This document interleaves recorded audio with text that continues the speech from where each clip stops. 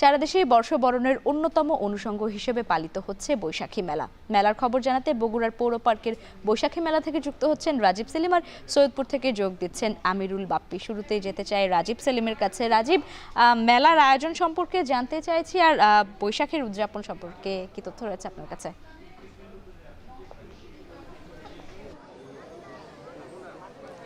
বরণের যে আয়োজন তার কোনো কমতি রাখেনি। গতকাল পহেলা বৈশাখ থেকেই শুরু হয়েছে বর্ষবরণ উদযাপনের যে আয়োজন, সেগুলো গতকাল থেকে একটি মেলার আয়োজন করা হয়েছে বগুড়া শহরের পৌর পার্কে।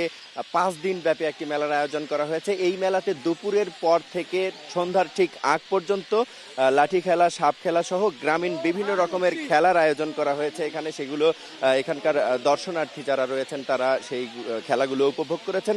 একই সাথে সন্ধ্যার পর থেকেই জারি সারি এবং বাউল গান সহ নাটক, যাত্রাপালার আয়োজন করা হয়েছে, যে আনন্দের খোরাক জোগাতো একেবারে বছরের বাংলা গ্রাম অঞ্চলের মানুষের যে আনন্দের খোরাক, সেটি কিন্তু এই জারি সারি এবং বাউল গানের মধ্য দিয়েই জোগাতো। সেই জারি সারি বাউল গানের যারা করেন তারা কিন্তু এখন আর সেইভাবে ডাক পান না। শুধুমাত্র বৈশাখের শুরু থেকে শেষ পর্যন্ত যে মেলাগুলোর আয়োজন করা হয়ে থাকে সেই মেলাগুলোতেই এই শিল্পীরা ডাক পেয়ে থাকেন।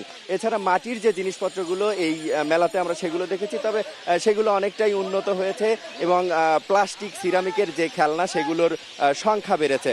নাগরদোলা, শিশুদের খেলনা সহ সবকিছু মিলিয়ে মেলার যে আধুনিকতা, মেলাতেও কিন্তু আধুনিকতার ছোঁয়া লেগেছে। যে এই যে বাঙালি চেতনা, এই চেতনা শিশুদের মধ্যে উজ্জীবিত করতে যে মেলার আয়োজন করা হয়েছে, এই মেলাতে কিন্তু প্লাস্টিক, সিরামিকের খেলনা সহ বিভিন্ন রকমের খেলনা এবং যে আধুনিকতা, সেই আধুনিকতা এই মেলায় লক্ষ্য করা যাচ্ছে। এবং এই সন্ধ্যার পর থেকে এখন নামাজের বিরতি চলছে এবং এখন থেকেই কিন্তু এই যে যারা যে সাধারণ মানুষরা এখানে মেলায় বিভিন্ন রকম আনন্দ উদযাপনের জন্য এসেছেন, তারা কিন্তু অপেক্ষা করছেন। মাগরিবের নামাজের বিরতি চলছে, বিরতির পর বাউল গান শুরু হবে এবং বাউল গানের পরে এখানে নাটক এবং যাত্রাপালার আয়োজন করা হয়েছে। সেগুলো উপভোগ করতে কিন্তু এই পৌর পার্ক এলাকায় সাধারণ মানুষের প্রচণ্ড ভিড় এখন পর্যন্ত রয়েছে। এখানে পরিবারের যারা বড় সদস্য রয়েছে তারা ছোটদেরকেও সাথে নিয়ে এসেছেন এবং তারা বলছেন যে এখানে মাটির যে খেলনা, নাগরদোলা সহ বিভিন্ন রকমের যে জিনিসপত্রগুলো রয়েছে সেগুলো আসলে শিশুদের মনে গেঁথে যাচ্ছে। এখন থেকেই তারা বাঙালি চেতনায় উজ্জীবিত হচ্ছে এবং বাঙালি আনাকে ধারণ করছে তারা, এটি পরিবারের বড় সদস্যরা বলছেন। আর এই মেলার মতো আয়োজন আরও করা হোক বা বৈশাখ মাস জুড়েই করা হোক, সেটিও কিন্তু চাচ্ছেন মেলায় যারা ব্যবসায়ী রয়েছেন, দোকানি রয়েছেন এবং দর্শনার্থী রয়েছেন, তারাও কিন্তু সেটি চাচ্ছেন যে এরকম মেলার আয়োজন করা হোক মাস জুড়ে। এবং আমরা দেখেছি যে এই মেলাগুলোতে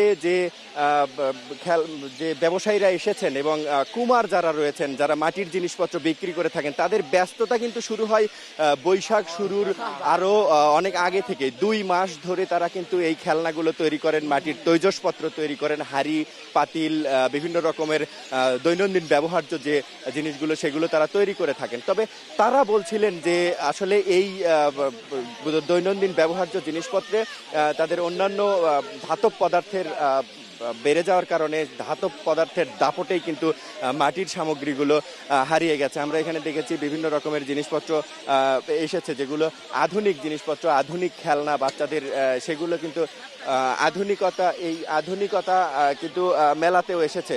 সাধারণ মানুষ বলছেন যে বাঙালিয়ানার চেতনায় উজ্জীবিত হতে আসলে বাংলা সংস্কৃতিকে ধারণ করতে গ্রামীণ মেলাগুলোতে বাঙালির ব্যবহার্য জিনিসপত্রগুলো রাষ্ট্রীয়ভাবে সংরক্ষণ করা হোক এবং মেলায় সেগুলো প্রদর্শন করা হোক। এই ছিল আমার কাছে বগুড়ায় বৈশাখী মেলা থেকে সব শেষ খবর। রাজীব, ধন্যবাদ আপনাকে। এবারে একটু যেতে চাই আমিরুল বাপ্পির কাছে, সৈয়দপুরে। বাপ্পি, আপনি নিশ্চয়ই শুনছিলেন রাজীবের, সেখানে পৌর পার্কের বৈশাখী মেলা বেশ জমজমাট হয়ে উঠেছে। সৈয়দপুরের মেলা কতটা জমে উঠল?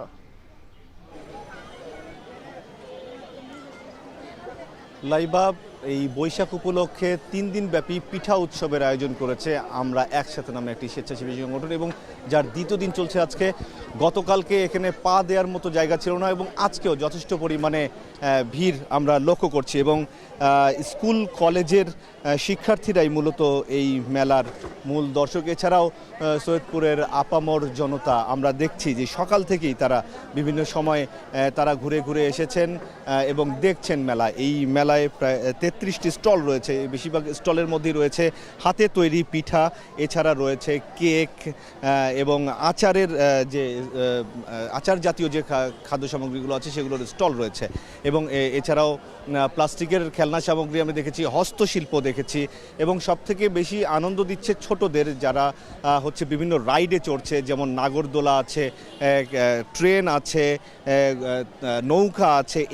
এই ধরনের এই যে রাইডগুলো আছে, এই রাইডগুলোতে চড়ে শুধু ছোটরাই নয় বড়রাও বেশ আনন্দের সাথে এই মেলাটি উপভোগ করছেন। যেহেতু এখন পুরো বাংলাদেশেই বিনোদনের এরকম বেশ অভাব দেখা দিয়েছে, সুতরাং এই মেলাগুলোই বিভিন্ন উৎসব কেন্দ্রিক যে মেলাগুলো, সেই মেলাগুলোতে আসলে মানুষের একেবারেই ঢল নেমে যায়।